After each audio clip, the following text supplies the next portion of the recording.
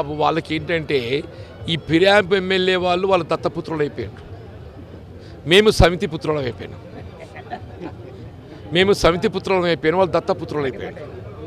Sir గతంలో మీరు YS Rajasekhara రెడ్డికి సంబంధించి కావచ్చు, జగన్మోహన్ రెడ్డికి సంబంధించి కావచ్చు, కాంగ్రెస్ పార్టీ ఇదే విధంగా చేసిందని చెప్పేసి కూడా మాట్లాడారు. కొన్ని ఇప్పటికి కూడా ఆ వీడియో క్లిప్పింగ్స్ ఉన్నాయి. అప్పుడు చేసినదే ఇప్పుడు మీకు కూడా జరిగింది. దీన్ని ఎట్లా చూడొచ్చు? ఇప్పుడు ఏదైనా ఏదైతే ఉందో ఈ వివక్ష అనేది పనికిరాదు. Let it be with Jaganmohan Reddy or with anybody. అదే జగన్మోహన్ రెడ్డికి జరిగినటువంటి ఒక వివక్షత కాంగ్రెస్ పార్టీ ఈనాటి కూడా అనుభవిస్తున్నది.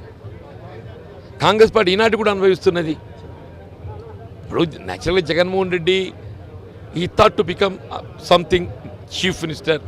If CM is not with some other position కూడా అతన్ని కన్విన్స్ చేసేది ఉండే.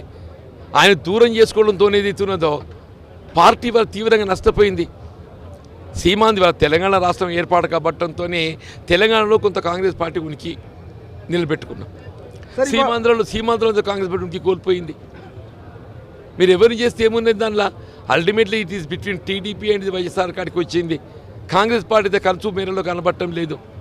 ముఖ్యమంత్రి గారి కనీస మర్యాద ఒక శాసనమండలి సభ్యుడి సహచరుడు, అత్యంత సన్నిహితుడు, మార్కెట్ కమిటీ చైర్మన్కు ప్రతిపాదింపబడ్డ అభ్యర్థి డేలైట్ మర్డర్ అయిండు అని చెప్పని it was sensation at that time. కనీస ఓదార్పణ ఉండాలి కదనే. కనీస ఓదార్పు ఏం జీవనన్నా ఎట్లయింది, అది పొరపాటు జరిగిపోయింది, వాట్ హ్యాపెండ్ ఎగ్జాక్ట్లీ అని చెప్పని ఓదార్పు మీరు ఎక్స్పెక్ట్ చేస్తారా? చేయరా? కానీ మీ దగ్గర కొంతమంది మంత్రులు వచ్చారు, కొంతమంది దూతలు. శ్రీధర్ బాబు దూతలు కాదు, ఓదార్పుకు వచ్చారు. శ్రీధర్ బాబు గారు, మధుజాషి గారు ఓదార్పుకు వచ్చారు.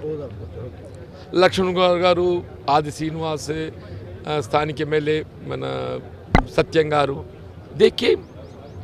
కానీ ముఖ్యమంత్రి కూడా ఆయన పైన బాధ్యత ఉంటుంది కదా. అంటే ఆయన దగ్గర నుంచి మీకు ఎలాంటి ఫోన్ కాల్ కానీ ఈ విషయంలో కనీస స్పందన లేదు? నో, అది జరిగిపోయింది.